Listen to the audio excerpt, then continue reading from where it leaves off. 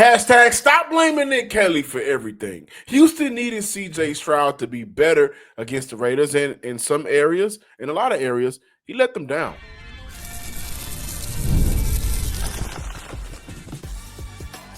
You are Locked On Texans, your daily podcast on the Houston Texans. Part of the Locked On Podcast Network, your team every day. Battle Red Nation, from H-Town to your town. Today's episode and every episode of the Locked On Texans podcast is for Texan fans all around. Fun show today. Let's look at some of the standouts from Sunday's victory. I think in a lot of ways, we may have saw Kaylin Bullock's best game without an interception this year, maybe in his young career. So I'll dive a little bit into that to close it out. And just looking at the special teams unit, man, they had a great day for Houston, and we got to show them some love with some of the things that they were able to accomplish Sunday. I got a Naquan Jones interview. Naquan was just added to the Houston Texans roster a couple of weeks ago, was featured in the Arizona Cardinals game. Got some burn on Sunday versus the Raiders.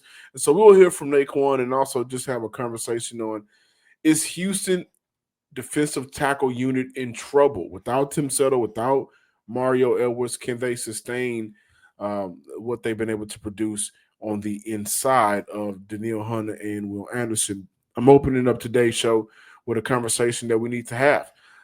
Hashtag stop blaming Caley. It ain't always Nick Caley's fault that the offense ain't productive. It ain't always Nick Caley's fault that the players out on the field are missing assignments, or more so throws that they should be able to make. And so that's where I'm going to start off today's show.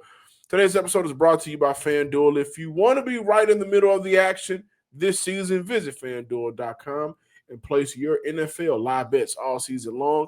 Shout out to my everydayers from the Himalayas for making the Locked On Texans podcast their first listen of the day, and for making the Locked On Network the #1 sports podcast network in the nation. And y'all know who I am, your Texans credential media member and football analyst, John Hickman. Nick Caley is always going to get blamed. But sometimes we got to put for the fans at least, sometimes you got to use your eyes. Sometimes you got to go back and rewatch the tape on the game. Sometimes you got to take a step away from your fandom of the team and be a fan of the sport and understand that Sunday, Houston needed CJ Stroud to be better. And he talked about his miscues, his confidence, and more. Let's hear from CJ Stroud. Yeah, it was ugly, but, the way you want to win in December is winning, whatever it looks like, however it looks. So, I'm proud of guys for finishing strong. We started off, kind of bad in the first quarter, and then from there kind of rolled. But, it starts for me, I just missing some throws here and there. But I think, we can get all these things could be fixed, and just got to just keep rolling and, continue to get better. Maybe just rush my timing, and I'm a confident person. I think I can put it anywhere. So some of them I just should progress, shouldn't just force the ball. But yeah, I any throw that I make, I think, I can make the throw. I just missed a couple, and that's part of the game. I try not to think like that, and I think, if you ask our guys, that we're kind of tired of, people, downplaying us, but rightfully so. Like, we haven't put it on tape every game, and I think, we're getting better offensively, and I'm confident as ever in my guys. And it's not always going to be clean, not always going to be easy, but we're going to continue to fight for each other, continue push the envelope. But yeah, our defense is amazing. They're great. Our special teams is great. And I want one day for us, to say our offense is great as well. So I think it's all about the team, all about winning. So.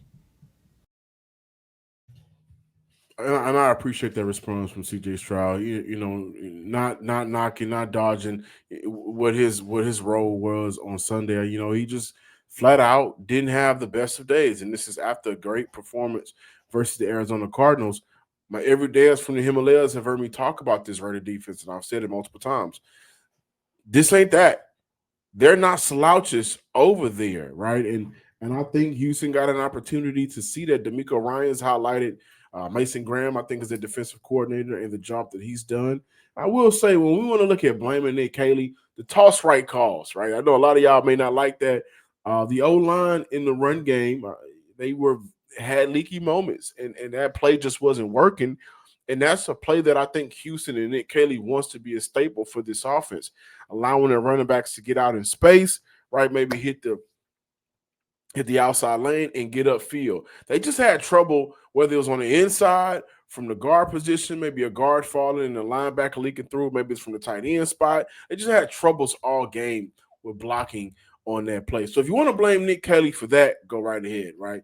And I think a lot of us may point to specifically the 3rd and 1 toss play, that one to the left side, where it felt like, hey, cased over tush push at the 1 yard to go, that was a challenge of Titus Howard last week, wanted to be better in those situations, those short yardage situations. Can you tush push CJ Stroud through there?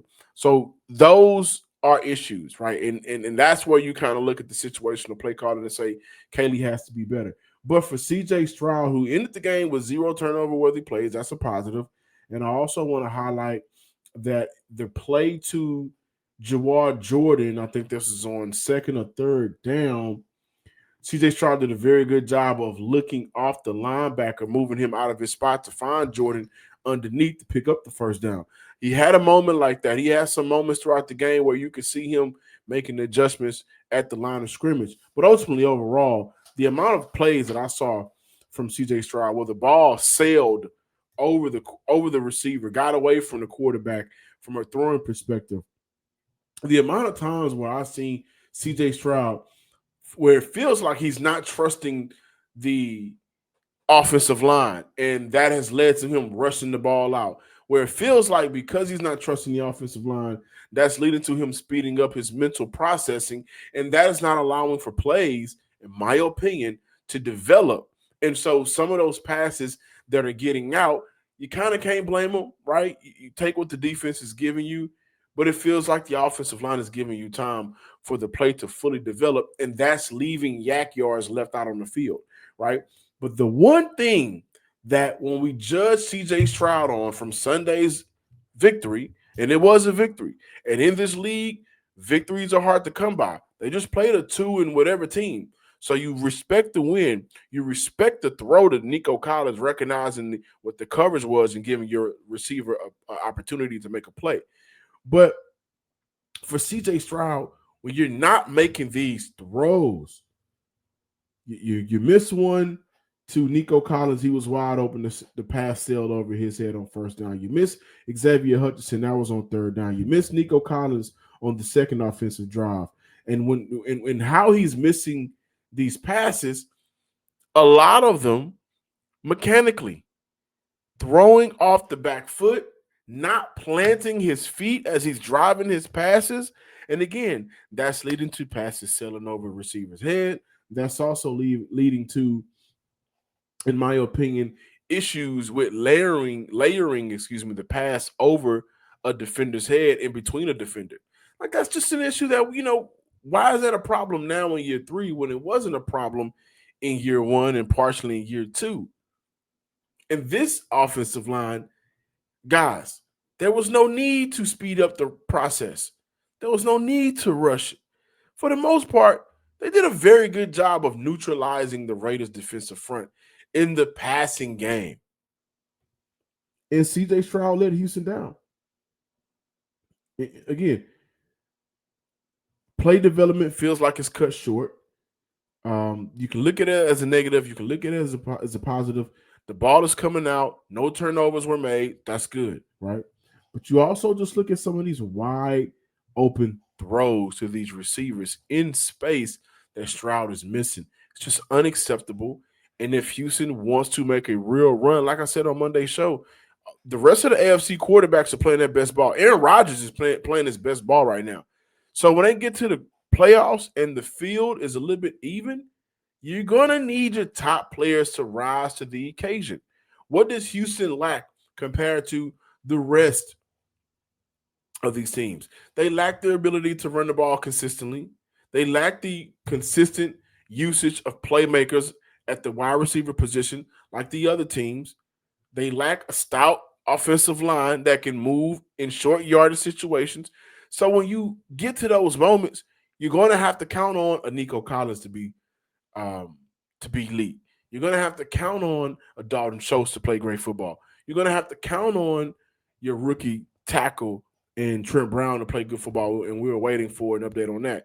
But you're going to have to count on your quarterback to make throws.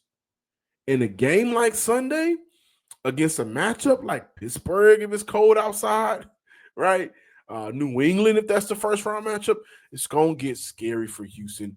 And the fear right now is the offense will be the reason why this amazing elite defense won't make a run. When we come back, Naquan Jones was just added to the Houston Texans roster a couple of weeks ago. So let's hear from Naquan in an exclusive one-on-one interview that I had with him in the locker room. And also, does the Houston Texans have a defensive tackle problem? More Locked On Texans when we return.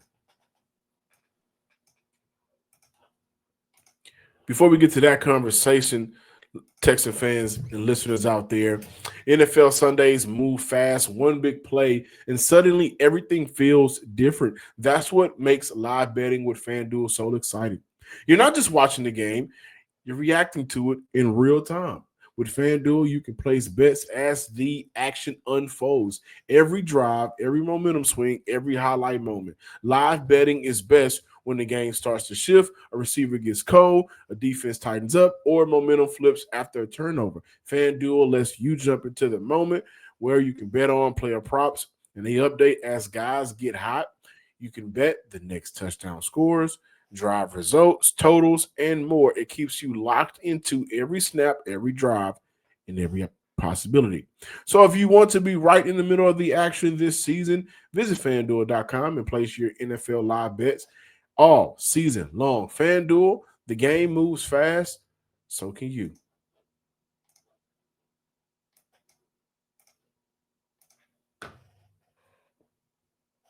Welcome back, Locked On Texans listeners and viewers. I want to take time to let you guys know something special Locked On Podcast Network has for all of our listeners, but specifically my Texan fans. Thank you for making the Locked On Texans your first listen of the day, and thank you for making Locked On the #1 sports podcast network. If you haven't already, go check out our new Everydayer Club. Access to an ad-free audio feed for Locked On Texans, compatible with Apple Podcasts, Spotify, and every other major podcast app. An invite to the members-only Locked On Everydayer Club Discord server, which includes a group chat just for listeners of this show. Y'all be talking with me. I'm getting that set up. We're going to have a great time. Visit LockedOnTexans.supercast.com. That's LockedOnTexans.supercast.com, or tap the link in the show notes to learn more. Before I dive into the Naquan Jones interview, y'all know this. I love watching football. I love looking at the film. And the two takeaways, one offensively, one defensively. Offensively, Jaden Higgins doesn't get nearly the amount of targets he should. And I also think the Houston Texans are using him incorrectly. Jaden Higgins needs a lot more vertical route opportunities. A lot more. Watching the tape on Higgins, there was plenty of time where his release alone got him open. And we forget he's a 4-4 guy.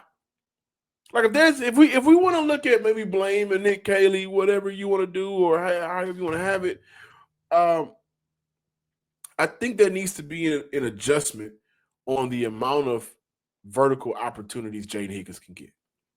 He has a very good release package for a rookie at that size, at that weight. He has the speed as well. So I would love to see that change. And also just looking at a player that you guys have heard myself, Stan Norfleet, the whole squad show talk about time and time again. I just want to highlight Tommy Togiai. Just another good day for Houston. 3 stops, 4 total tackles, right? And you just see Togiai's. He also had a pressure, also had a hurry. He's not a big sack guy, right? But he does have, I think, 2 on the year. But you just really see his value and what he brings to the table for the Houston Texans. And on top of that, average depth of tackle 3, not the greatest, but he's getting involved. He's in the mix. That said, Naquan Jones, new to Houston, Only been in Houston for a couple of weeks. Featured in the Arizona Cardinal game. Got some burn on Sunday versus the Vegas Raiders, who he played once already this year. Let's hear from Naquan Jones. Tough win for you guys. Played a very good back, Ashton Jeanty, the rookie. Yeah. You know, what were some of the things that the Oakland Raiders, Las Vegas Raiders challenges they presented to you guys up front? Kind of just, I mean, everything we like to say it's about us. We just got to find better ways to shed the block. And, he's a good back, so don't get me wrong, but the identity from since I've been here is, stop the run and go earn the ability to attack, go pass rush. So just being able to knock that run out early. Feel like there's a lot of leaky yardage. Myself, I need to be more stout in the run game. Need to hold my point, hold that gap more, especially with just a new style of play, attack front, just getting, more familiar and more custom with it. And like I said, just keep on that point. What are some of the things that Coach Rod Wright, defensive coordinator Matt Burke, you've been here for 3 weeks now playing. Yep. What are some of the things that they're asking of you specifically to help this D-line unit? Like I said, I just came from the Chargers, and it's a different style of ball. The main thing they keep wanting to see out of me every day is just technique, firing off the ball, attacking. This is attack defense, so that's what they want to see. They want to see good alignment. They want to see my first step. They want to see me get off the ball and, just attack. Be aggressive and just penetrate. Has there been anything differently since arriving that with their approach and what they're asking of you that you've implemented into your game? Yeah. Just kind of narrowing up my base and my stance and, attacking first. Don't really read blocks, don't really look to what's coming to you, go attack. And that's kind of been different from places I've been previously, I was in Arizona last year and LA earlier this year. So, it's just a different style of ball. But it's something they're working with me every day, fixing my stance, fixing my alignment, technique, and just being able to take that first step attack off the ball. Being recently added to the Houston Texans, being in this locker room, man, it's just some of the guys you share a locker right next to Jalen Petrie. Mm-hmm. What's some of the things that you've learned about these players, not only on the defensive side of the ball, but just the team all together? And has it been infectious? And, do you believe in this goal and being able to make a Super Bowl run? Yeah, absolutely. You got a lot of guys that's gonna, got the same goal. Winning double-digit games not good enough. Winning one playoff game isn't good enough. Everybody wants to play through February. Everybody want to play in the Super Bowl. So when you got everybody just moving in the same direction, it's easy. It is infectious. You see how hard guys play. Everybody excited for everybody making plays and offense, defense, special teams, everybody flying around. I mean, you don't want to be the guy not playing hard and then they're able to identify like, oh, he looks different than everybody else on film. It is very much infectious. Even from my first day here, you see how everybody handles their business. You see how everybody wants to win. When you got a team of guys that want to win, obviously that's just going to, affect the entire locker room. Everybody's going to move in the same direction. So what has it been like playing alongside Will Anderson and Danielle Hunter, along with the veteran D tackles, Sheldon Rankins, who's been huge for Houston this year? What has it been like just sharing that experience in that room with him? It's great. Honestly, those guys are still helping me. Like I said, I only been here a couple weeks and, going through practice, going through film, they're helping me, giving me pointers on what I need to do to, get more accustomed to this defense. Those are two guys right now that I don't think there's any other duo in the NFL that two guys got 10-plus sacks and they come in here and work every day like they got 0 sacks. And Rank, he obviously has had some success in this league, and he comes here to work every day. So it's a position where nobody in the room is getting comfortable. Nobody in the room is complacent. Everybody's hungry, especially guys that have had success in this league, and they're still thriving for more. Thank you, Naquan Jones, for that conversation. He shares a locker with Jalen Petrie, and so you can imagine how loud it could get. But Petrie, one of them guys where infectious to be around, obviously. He also had a great day for the Houston Texans. We look at some of the things that Jalen Petrie was able to do just really quick. He didn't allow a lot. They went at him 7 times. He allowed 6 targets, but only 50 yards. He did a very good job of holding down the tight ends. And they didn't have a big impact on the game. Why? I think a lot of that has to do with the job Kaylin Bullock had. So let's talk about that before we close out today's show. More Locked On Texans talk.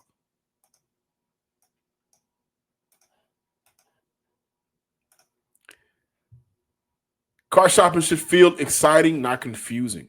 And with Car Gurus, you get the confidence you deserve. They cut through all the noise so you can actually see the best deals on the cars you want. Because when it comes to a big purchase,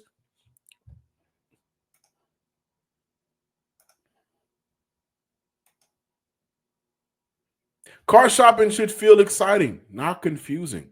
And with Car Gurus, you get the confidence you deserve. They cut through all the noise so you can actually see the best deals on the cars you want. Because when it comes to a big purchase, you deserve the best deal. And Car Gurus makes that whole process simple by giving you real information, real deal ratings, and more listings than anyone else. So you can shop the way you want. Having verified dealerships and upfront pricing makes the whole thing feel transparent and stress-free. The in-depth vehicle reviews help you understand what ownership actually looks like, not just shows you the car online. Car Guru connects you with trusted dealerships for a transparent and hassle-free buying process. With over 4 million listings, the most of any online automotive marketplace, you will always find the best deal. Shop the way you want with tools, data, and unbiased deal ratings that make it easy. Buy or sell your next car today at cargurus.com. That is CARGURUS.com, cargurus.com. Hey, for the Houston Texans, guys, right now, fan voting, this is from Sam Warren of the Chronicle. Fan voting for the Pro Bowl is complete. The Texans have 6 players finish top 10. Calen Bullock, number 2. And so I talked about whether or not he'll make a Pro Bowl or All-Pro this year. He may be in an All-Pro running. Derek Stingley finished at 5. Kami Fairbairn finished 5th. Will Anderson 6th. Daniel Hunter 7th. Tommy Townsend finished 9th. And also the Houston Texans offensive third down conversion rate in the first and third quarter, they went 1 of 7. In the second and fourth quarter, they went 6 of 8. We also know Houston has had issues all year scoring in the first and third quarter, and that offensively at least, and that continues to be an issue for Houston. But I also think we need to look at the conversation surrounding the D tackle unit right now. I mentioned it a little bit Monday show. If I'm Houston, I'm calling to see, whether or not Christian Wilkins can suit up. Can you come in for a tryout? Where's his mental right now? Does he feel like he's in football shape physically and mentally? Whatever transpired before his time here in Houston. And I'll say this, Houston is the best place for players trying to, refine themselves or get back to a place where whatever happened previously, it's a clean slate. They did it with Damon Arnett, right?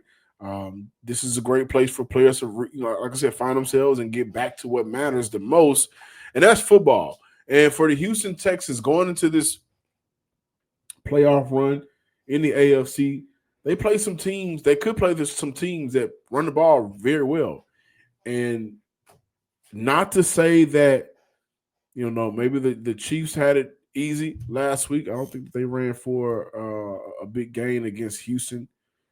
But the Arizona Cardinals, they didn't necessarily have an impact on the game, 3.4 yards per carry. But the Raiders got busy.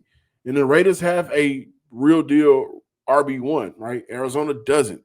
Houston has struggled with RB1s for a lot this year. James Cook ran wild on them. They did a very good job of holding Jonathan Taylor in check when they played Indy, and we'll see how that happens the second go around. But maybe Christian Wilkins is a player that Houston could call and maybe talk to his agent and see if he's available to play some football. But now when I'm looking at some standouts from the game on Sunday, I feel like Calen Bullock quietly was the best player for the Houston Texans. Quietly.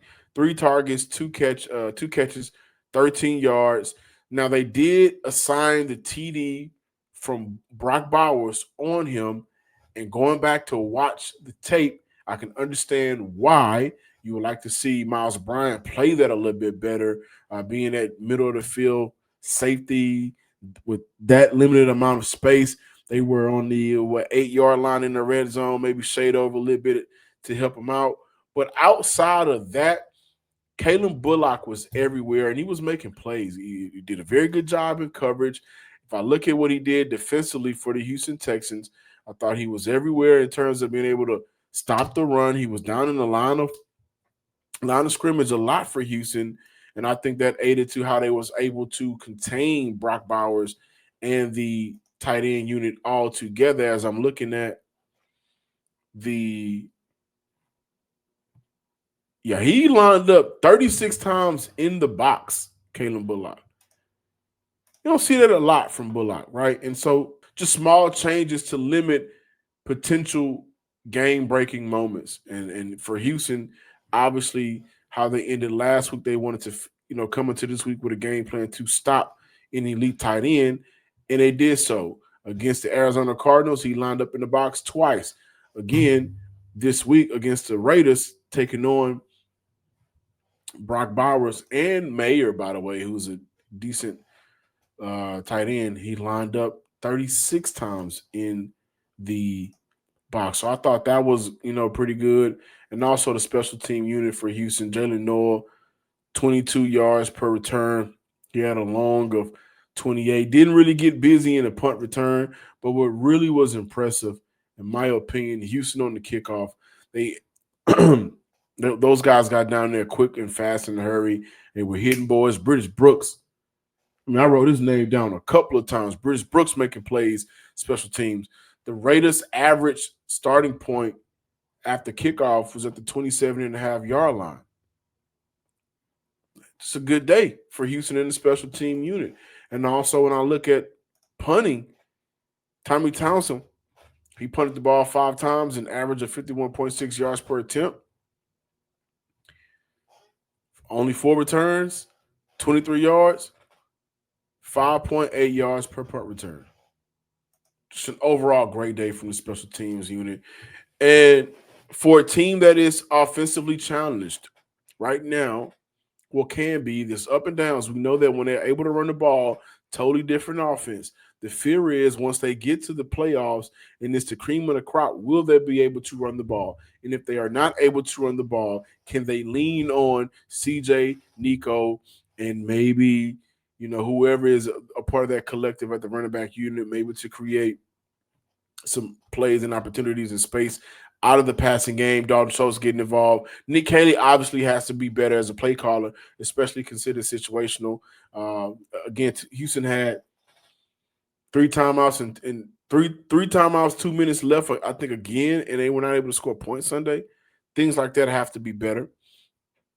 But every facet of the game for Houston, once they get to that playoff spot and they lock it in and they go into January, knowing who they're going to play, they're going to need the defense to be better and step up and play to their standards, right? But the special teams unit, they had a rough couple of weeks there midway through the season, and they've tightened up. They've gotten better. They've gotten a whole lot better. And if Calen Bullock can leave his impact on the game without catching the interception consistently, you're really looking at a different player. You're looking at a different playmaker. There were times where a guy may have been open in the past on Calen Bullock, but his ability to read and react, whether it was in the flats, whether it was on like maybe a post, whatever it was, has gotten a lot better this year. So shout out to Bullock. Shout out to the special team unit. Thank you guys for watching today's episode of the Locked On Texans podcast. Please be sure to subscribe, like, and comment on YouTube and wherever you listen to your podcast. Until next time, ladies and gents, Texan fans all around, peace.